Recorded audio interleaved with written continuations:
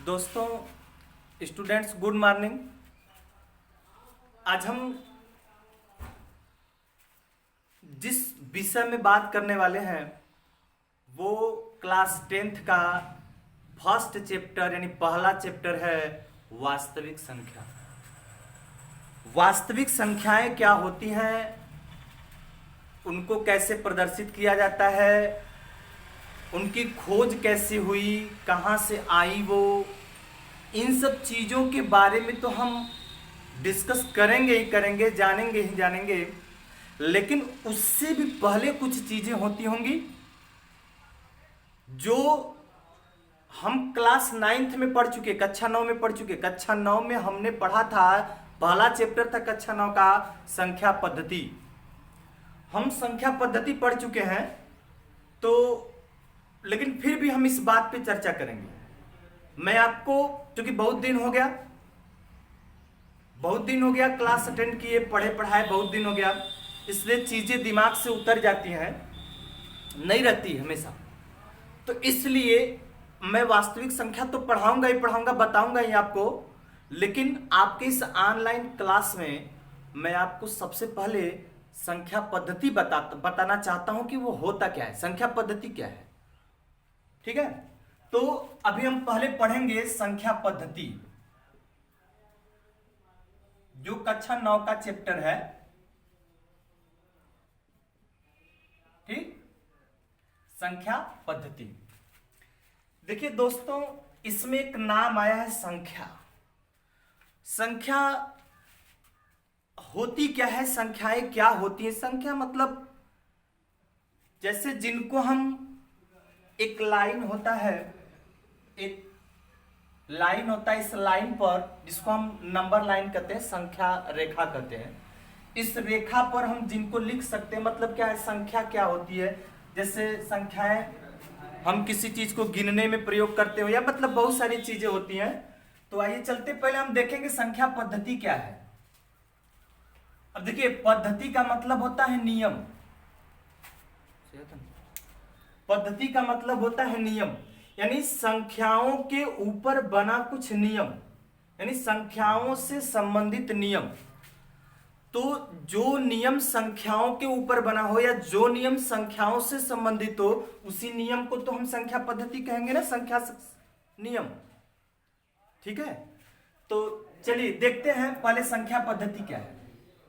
इसके देखिए, संख्या पद्धति के दो भाग होते हैं। संख्या पद्धति के दो भाग होते हैं। पहला भाग क्या है, वास्तविक संख्या। दोस्तों,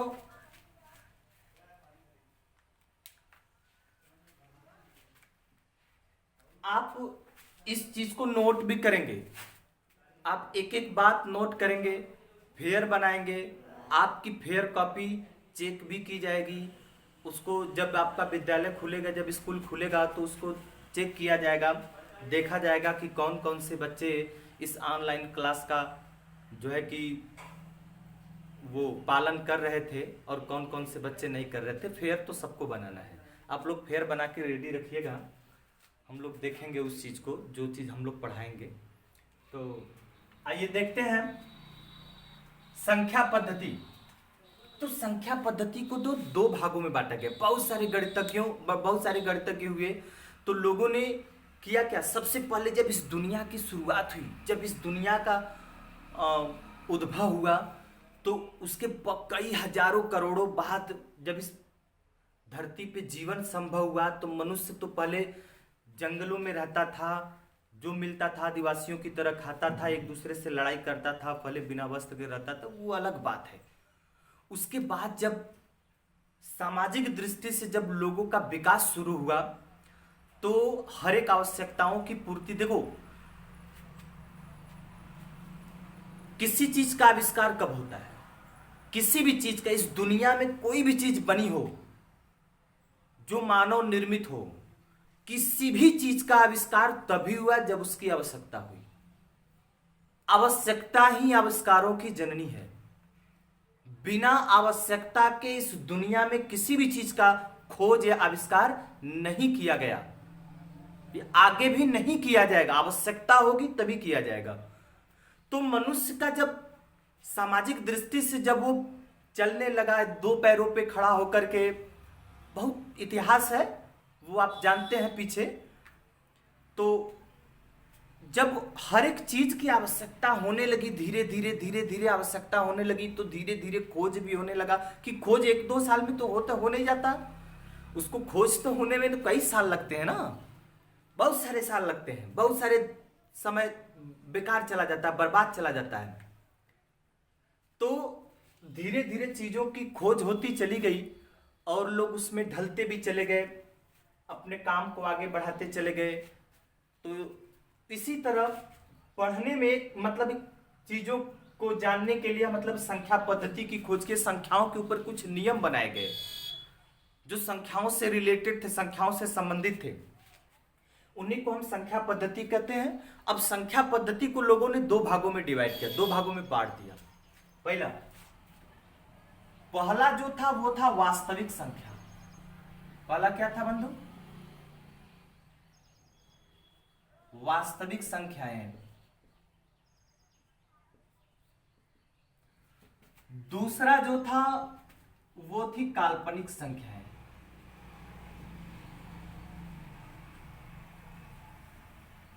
काल्पनिक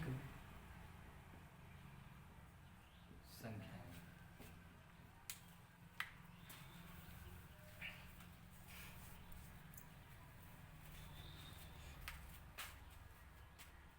स्टूडेंट्स, वास्तविक संख्याएं और काल्पनिक संख्याएं संख्या पद्धति के 2 अंग हैं, 2 भाग हैं।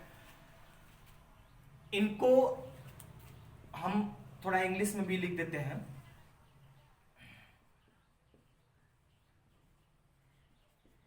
रियल नंबर,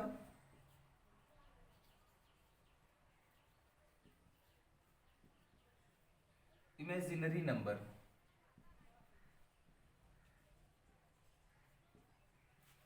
ठीक,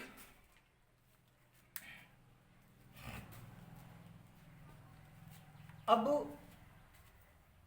वास्तविक संख्याओं का तो भाग होता है लेकिन काल्पनिक संख्याओं का कोई भाग नहीं होता। जैसे मैं आपको इस बात को एक एग्जाम्पल के तौर पे समझा, जैसे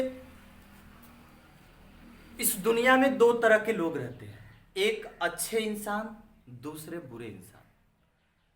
तो अच्छे लोगों की तो कैटेगरी होती है, अच्छे लोगों को कैटेगराइज किया जा सकता है। अच्छे लोगों को आप कई भागों में डिवाइड कर सकते हैं, जैसे कुछ अच्छे, बहुत अच्छे, या तो बुरे लोगों को भी आप कर सकते हैं। लेकिन मेरे कहने का भाव समझिए, जैसे अच्छे लोगों को, जैसे मान लीजिए कोई लड़का आपके गांव का है, सोहन नाम का, अगर वो कहे अपने पिता से कहे कि पिताजी मैं राम से भी अच्छा या फिर मैं सचिन तेंदुलकर से भी अच्छा प्लेयर बनना चाहता हूं, तो समझ में आता है कि सचिन तेंदुलकर से अच्छा, मैंने उससे बड़ा, उससे और अच्छा बल्लेबाज, मैं अमिताभ बच्चन से भी अच्छा एक्टर बनना चाहता हूं। अच्छा का मतलब यहां देखिए, अच्छे और बुरे 2 चीजों को हम बता रहे हैं। अच्छा का मतलब यहां पे हो गया कि मैं उससे भी अच्छा बनना चाहता हूं, तो कैटेगराइज हो गया कि नहीं। मैं मतलब होता है उससे भी अच्छा। कोई ये कह सकता है कि मैं रावण से भी बुरा बनना चाहता हूं। तो बुरा जो होता है, जो बुराई होती है, उसको कैटेगराइज नहीं कर सकते हम। बुराई मतलब बुराई है, चाहे वो छोटी हो चाहे बड़ी हो, ठीक है। अच्छाई जो होती है उसको कैटेगराइज आप कर सकते हैं। जैसे बुराई मतलब बुराई, यार 1 रुपए की चोरी करो चाहे 1 लाख की चोरी करो, वो तो बात ही है। तो बुराई मतलब बुराई होता है, अच्छाई को आप कैटेगराइज। तो उसी तरह से यहां पर वास्तविक संख्या जो होती है वो अच्छी चीज है और काल्पनिक संख्या हमारे लिए अच्छी नहीं है। एक तरह से हम काल्पनिक, जैसे हम अच्छाई और को कैटेगराइज कर सकते हैं, बुराई को नहीं, इसी तरह हम वास्तविक संख्या को कैटेगराइज कर सकते हैं लेकिन काल्पनिक संख्या को नहीं कर सकते। अब वास्तविक संख्या को कैटेगराइज किया गया तो इसके 2 भाग बने, इसके 2 भाग बने। एक तो बना परिमेय संख्या, एक क्या बना? परिमेय संख्या, रेशनल नंबर। दूसरा बना अपरिमेय संख्या, अपरिमेय संख्या। दोस्तों, जब इसको कैटेगराइज ही नहीं किया जा सकता तो उसमें मैं क्या लिखूं? तो चलिए, जैसे यहां पर वास्तविक संख्या को कैटेगराइज किया गया, दो भागों में पुनः बांटा गया, काल्पनिक संख्या को नहीं बांटा गया, उसी तरह परिमेय संख्या और अपरिमेय संख्या पे भी वही लॉजिक अप्लाई होता है। आप परिमेय संख्या को कैटेगराइज कर सकते हैं, लेकिन अपरिमेय संख्या को कैटेगराइज नहीं कर सकते। ठीक, तो चलिए देखते हैं। परिमेय संख्या को कैटेगराइज किया गया तो इसको कई भागों में, परिमेय संख्या से फिर बना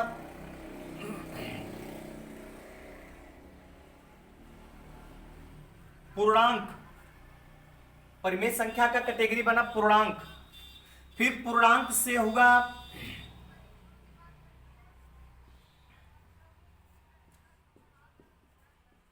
पूर्ण संख्या। पूर्णांक मतलब इंटीजर, इंटीजर, पूर्ण संख्या यानी होल नंबर। फिर पूर्ण संख्या के बाद आया फिर आपका प्राकृतिक संख्या।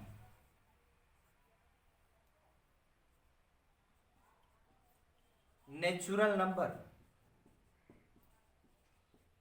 प्राकृतिक संख्या। तो आप इस चार्ट को नोट कर लेंगे। ये जो चार्ट मैंने पीछे बनाया है, इस चार्ट को आप वीडियो को पॉज करके नोट कर लीजिएगा। ये फेयर के पहले पन्ने पर, पहले पेज पर होना चाहिए। ठीक, वीडियो को पॉज करके नोट कर लीजिएगा।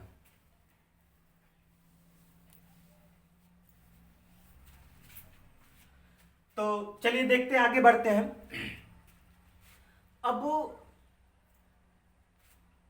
हमने लिखने के लिए तो लिख दिया संख्या पद्धति, फिर उसके दो भाग, फिर वास्तविक संख्या के दो भाग, फिर परिमेय संख्या को पूर्णांक में, फिर पूर्णांक पूर्ण संख्या, फिर आगे प्राकृतिक संख्या, ऐसे लिखने में चल गया। ठीक है, लेकिन सबसे पहले संख्या पद्धति नहीं आई थी। जब मानव जीवन का विकास शुरू हुआ, जब वो हर एक चीजों को जानने, समझने, सुनने लगा, तो उसने सबसे, लिखने के लिए तो मैंने ऐसे लिख दिया इसको, लेकिन खोज सबसे पहले गणित में इस चीज की हुई थी। मैथ में अगर किसी चीज की सबसे पहले खोज हुई थी तो वो थी प्राकृतिक संख्या, नेचुरल नंबर। सबसे पहले इसी की खोज हुई थी। फिर प्राकृतिक संख्या के बाद पूर्ण संख्या की खोज, मतलब नीचे से ऊपर चढ़ते चले जाइए, तब जाके बना संख्या पद्धति। ऐसे नहीं बन गया कि पहले संख्या पद्धति बना, फिर वास्तविक संख्या बनी, फिर काल्पनिक बनी, फिर ये वो, फिर नहीं। सबसे पहले तो प्राकृतिक संख्या ही आई, उसके बाद आया पूर्ण संख्या, फिर उसके बाद आया पूर्णांक, फिर उसके बाद आई परिमेय संख्या, फिर परिमेय संख्या के बाद आया अपरिमेय संख्या। इन दोनों को मिलाया गया तो बना वास्तविक संख्या। वास्तविक संख्या के बाद आई काल्पनिक संख्या, फिर इन दोनों को मिला करके फिर जो बना वो बना संख्या पद्धति। इतनी सारी चीजों के मेल से फिर बना संख्या पद्धति। ठीक, एक चीज मैं आपको यहां पे बताना चाहूंगा, आप काल्पनिक संख्या के बारे में नहीं जानते, मैं बता दूं। काल्पनिक संख्या, वैसे तो मैं सबकी परिभाषा लिखवाऊंगा आपको, मैं बताऊंगा, मैं बता दे रहा हूं, आप वीडियो को पॉज कर करके आप उसको लिख लिया करिएगा। तो चलिए देखिए, मैं आपको एक चीज बता दे रहा हूं, काल्पनिक संख्या क्या होती है। देखिए, वे संख्याएं जिनका कोई अस्तित्व नहीं है, जिनके बारे में हम केवल कल्पना मात्र कर सकते हैं, जिनको हम प्रदर्शित नहीं कर सकते। ठीक, वे संख्याएं जो कल्पना, एक दिमाग की एक कल्पना है बस, उसका न तो कुछ नहीं किया जा सकता। गणित में 4 संक्रियाएं होती हैं, जोड़, घटाना, गुणा और भाग। इन चारों के सिवा कुछ नहीं होता गणित में। ठीक, यही 4 मूल संक्रियाएं हैं। गणित इन्हीं के ऊपर निर्भर है। अगर इन चारों में से कोई एक हट जाए, जोड़, घटाना, गुणा, भाग, कोई इसमें से कोई भी एक हट जाए, तो समझ लीजिए गणित अपंग हो जाएगा, अधूरा हो जाएगा। इन चारों के बिना गणित पूरा नहीं हो सकता। तो देखिए, हम बात कर रहे थे काल्पनिक संख्या की। तो काल्पनिक संख्या क्या है? वे संख्या जिनका कोई अस्तित्व नहीं है। वास्तविक संख्या क्या है? वे संख्या जिनका अस्तित्व है। अभी मैं इसकी परिभाषा और अलग से बताऊंगा आपको। काल्पनिक संख्या देखिए होती क्या है। एक गणितज्ञ थे हमारे, गणित के मतलब महान गणितज्ञों में से बहुत सारे गणितज्ञ हुए, उसमें एक गणितज्ञ थे आइलर। आइलर ने एक चीज का खोज किया था, आयोटा, IOTA, ऐसे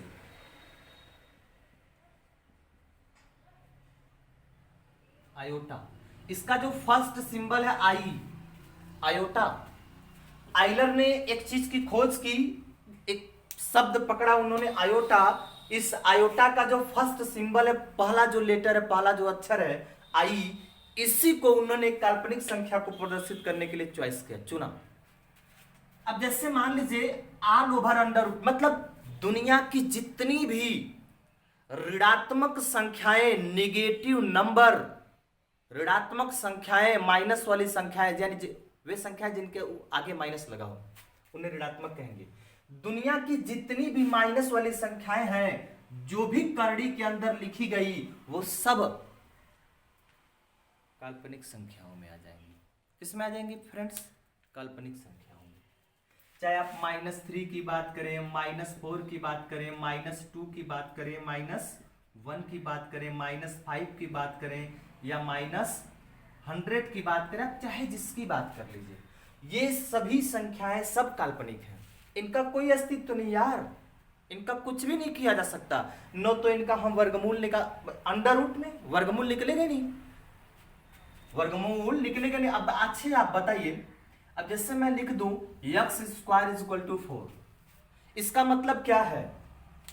इस पूरे गणित के महाजाल में कोई ना कोई तो ऐसी संख्या होगी जिसका स्क्वायर करने पर 4 आता होगा। I mean -2, दो ऐसी संख्याएं हैं हमारे पास जिनका स्क्वायर करने पर क्या आता है? 4।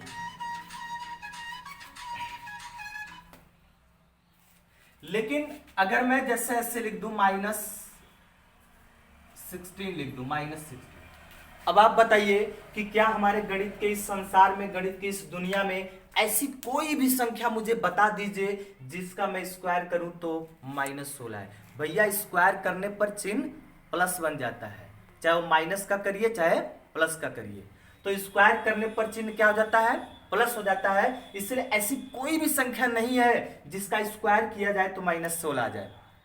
तो जब ऐसी कोई संख्या है ही नहीं तो उसकी हम मात्र कल्पना भर तो कर सकते हैं ना, उसको हम प्रदर्शित तो कर नहीं सकते, उसको हम वास्तविक रूप में अपने गणित में मान तो सकते नहीं, उसकी हम मात्र कल्पना भर कर सकते हैं। इसीलिए मैंने आपको बताया कि वे संख्याएं जिनकी मात्र हम कल्पना मात्र कर सकते हैं, कल्पना भर कर सकते हैं, उनको हम काल्पनिक संख्याएं कहते हैं।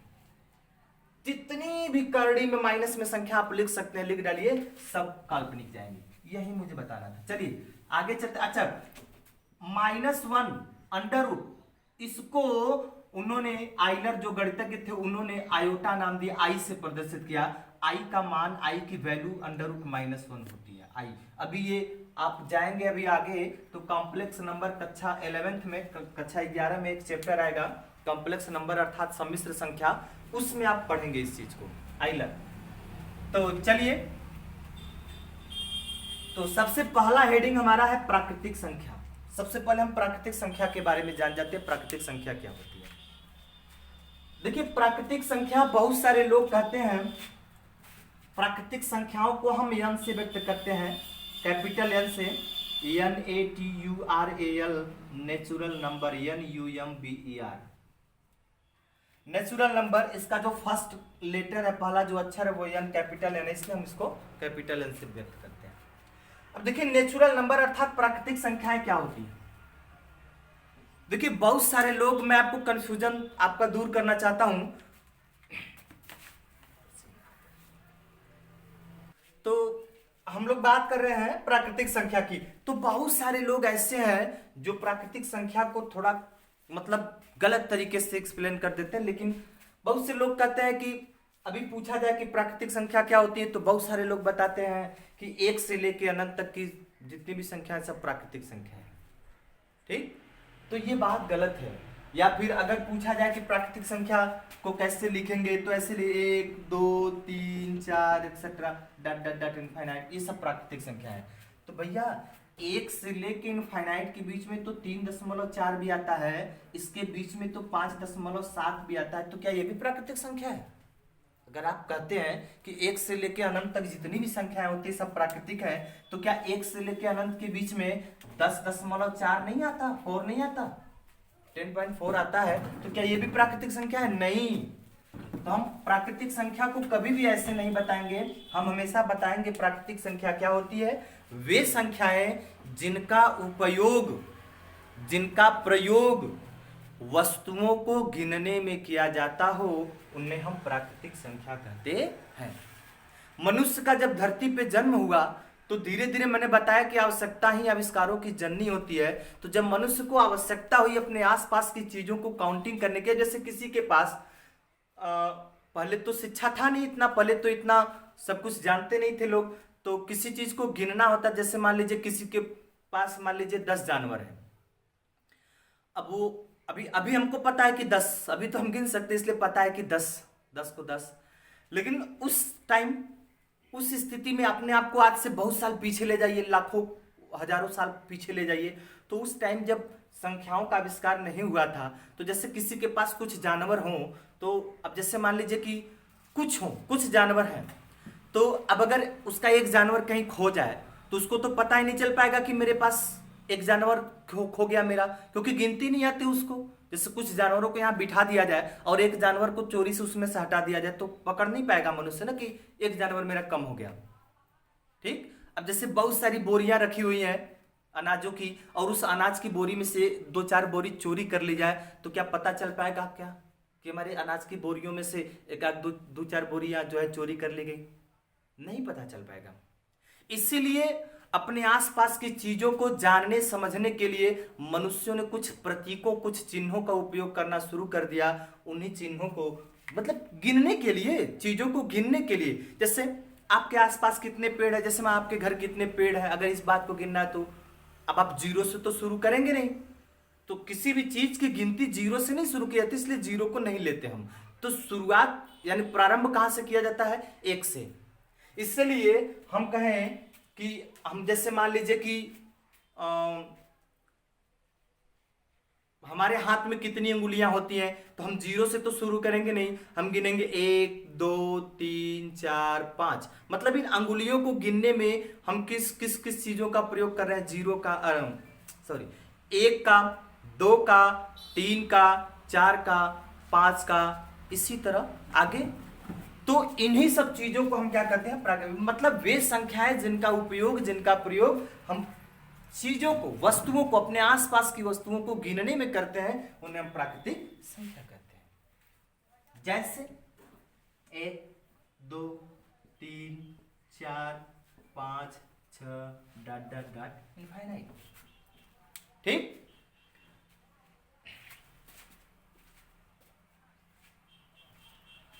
अब उसके बाद आता है 1 2 3 4 5 6 7 8 9, 6 के बाद 7 8 9।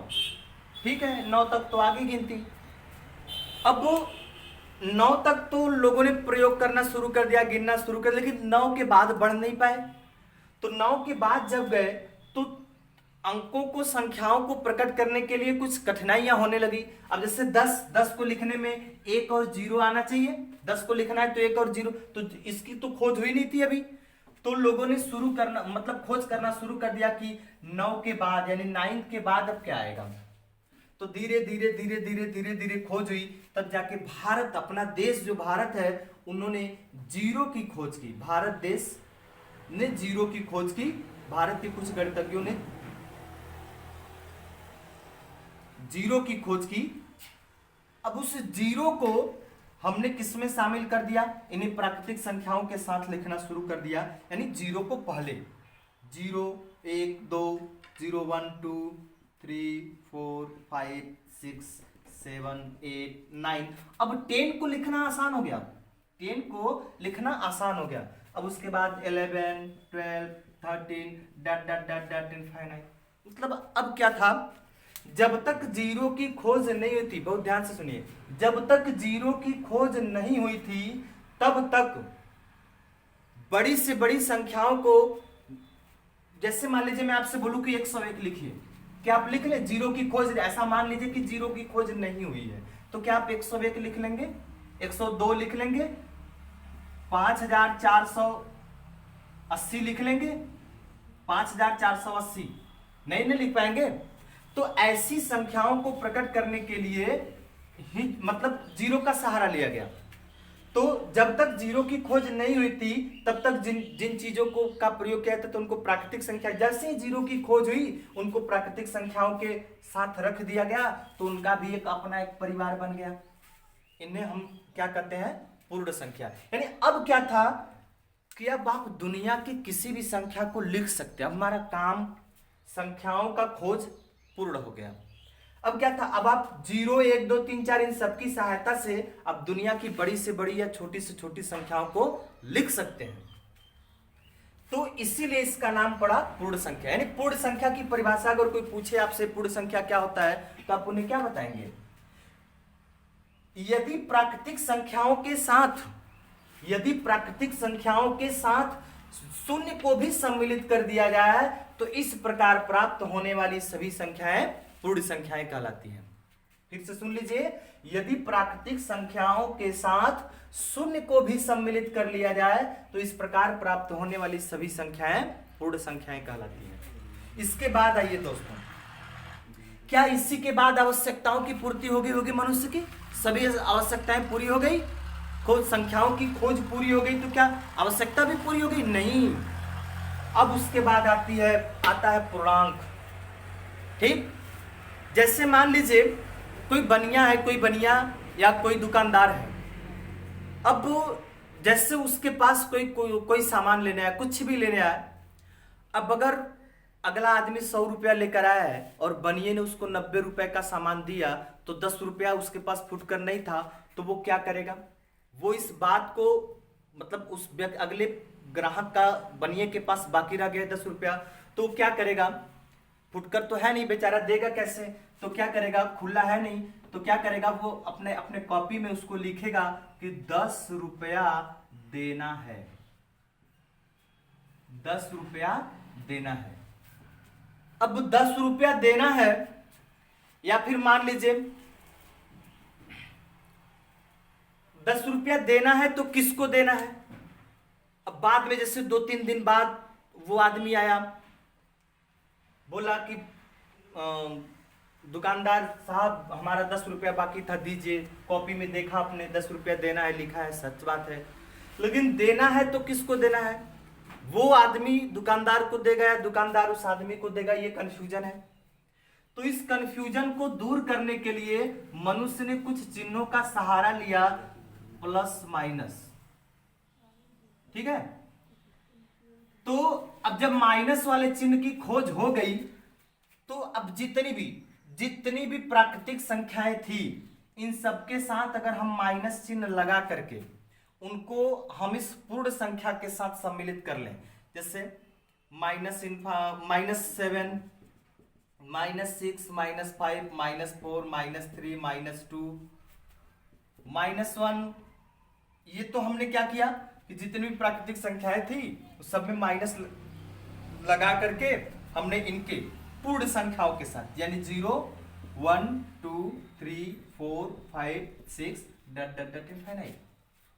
ऐसे इधर भी चलेंगे, पीछे हम लोग चलेंगे तो ये माइनस इनफाइनाइट से आएगा। तो जितने भी प्राकृतिक संख्या 1 से लेकर इनफाइनाइट, मतलब ये जब लिखा गया है तो इन सब में माइनस चिन्ह लगा के अगर हम पूर्ण संख्याओं के साथ शामिल कर लें, तो अब जो संख्याओं का एक परिवार हमको मिलेगा, इसी परिवार को हम क्या कहेंगे? पूर्णांक। देखिए, पूर्णांक 3 प्रकार के हो गए। यहां पर पूर्णांक 3 प्रकार के हो गए। जब आप नोट करेंगे तो इस बात को पहले ही नोट कर लीजिएगा। पूर्णांक 3 प्रकार के हो गए। कौन कौन? एक हो गया धनात्मक पूर्णांक,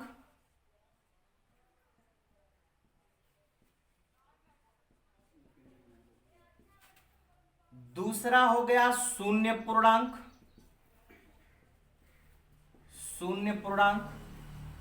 और तीसरा हो गया ऋणात्मक पूर्णांक।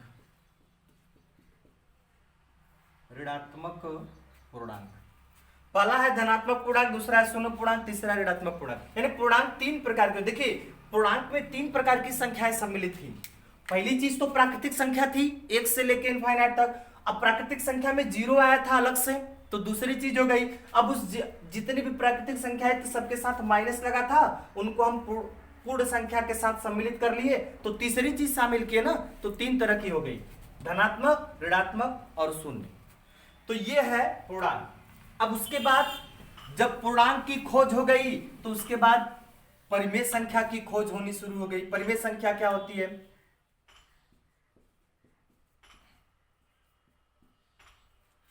चलिए देखते हैं परिमेय संख्या क्या होती है।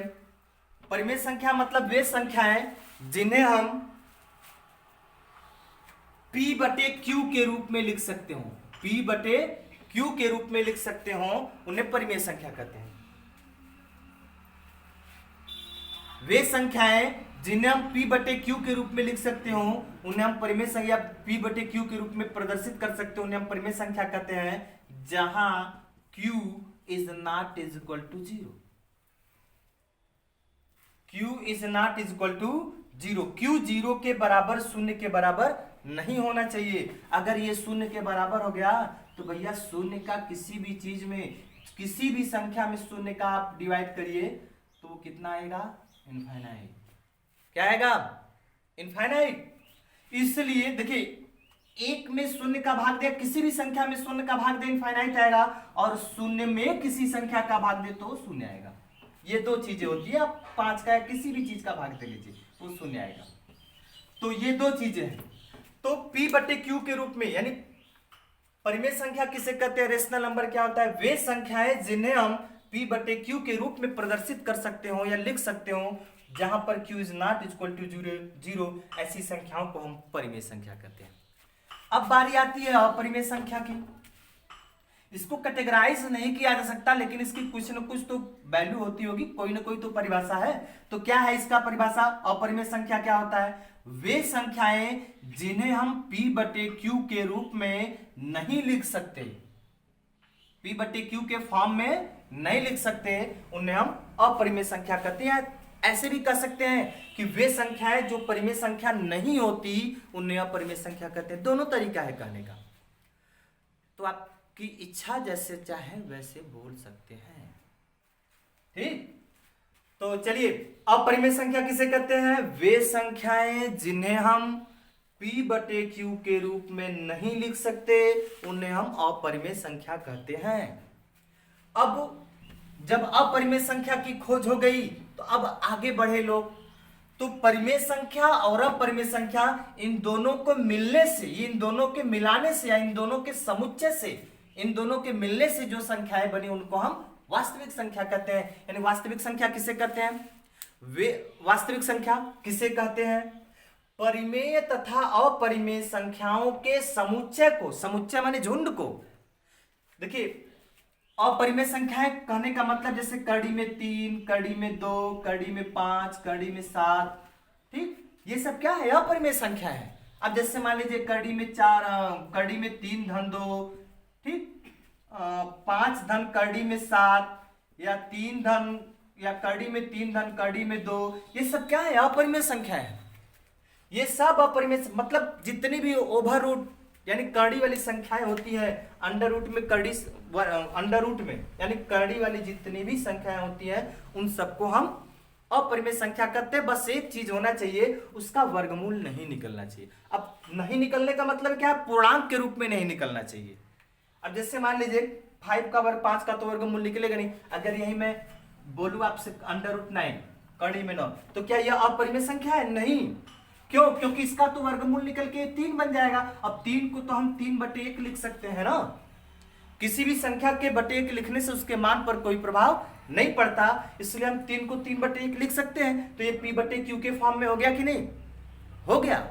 इसलिए जितनी भी कड़ी में संख्याएं है जिनका पूर्णांक के रूप में वर्गमूल नहीं निकलता, वे सभी अपरिमेय संख्याएं में चली जाती है। ठीक, आई बात? क्लियर हो रहा है? चलिए आगे चलते हैं। अब देखिए, परिमेय संख्या है मतलब 5 बटे 4, 7 बटे 3, 2 बटे 1, 9 बटे 12, ये सब क्या है? परिमेय संख्या है। तो इन सब संख्याओं को और इन सब संख्याओं को मिला के लिखने से, अब देखिए 0 बटे 1 भी आपकी एक परिमेय संख्या है, ठीक है ना। हमने बोला कि परिमेय संख्या क्या होती है? वे संख्याएं जिन्हें हम P बटे Q के रूप में लिख सकते हैं, लेकिन Q 0 नहीं होना चाहिए। मैंने ऐसा नहीं बोला कि P 0 नहीं होना चाहिए। P 0 हो जाए चलेगा, लेकिन Q 0 नहीं होना चाहिए। जो ये हर है वो 0 नहीं होना चाहिए, शून्य नहीं होना चाहिए। तो 0/1 तो परिमेय 0/1 तो परिमेय संख्या है, लेकिन 1/0 परिमेय संख्या नहीं है। ठीक है, तो चलिए तो देखते हैं परिमेय संख्या और अपरिमेय संख्या, माने इन सब संख्याओं को और इन सब संख्याओं को, इन दोनों प्रकार की संख्याओं को मिलाने से क्या बना फिर वास्तविक संख्या। तो क्या परिभाषा होगी इसकी, यानी परिमेय संख्या और अपरिमेय संख्या के समुच्चय को वास्तविक संख्या कहते हैं। ठीक, समझ में आ गया। अब आगे चलते हैं। काल्पनिक संख्या के बारे में मैं आपसे बता ही चुका हूं पीछे। अब देखिए, वास्तविक संख्या और काल्पनिक संख्या, इन दोनों के मिलाने से जो नियम तैयार होता है, जो भी चीजें बनती है, उसको तब जाके हम कहते हैं संख्या पद्धति। ठीक, आइए चलते हैं। ये सब तो आप नोट कर चुके होंगे, अगर नहीं किए होंगे तो वीडियो को रोक करके पहले नोट कर लीजिएगा। फेयर पूरा होना चाहिए, क्योंकि फेयर कॉपी चेक होगी। जिसका फेयर नहीं होगा उसको फिर सजा भी मिलेगा, उचित सजा। आइए चलते हैं। अब हम आते हैं अपने सिलेबस की तरफ, कक्षा 10 की तरफ। तो उसमेक पहला है, फर्स्ट चैप्टर का नाम है वास्तविक संख्या, वास्तविक संख्याएं, ऐसे रियल नंबर।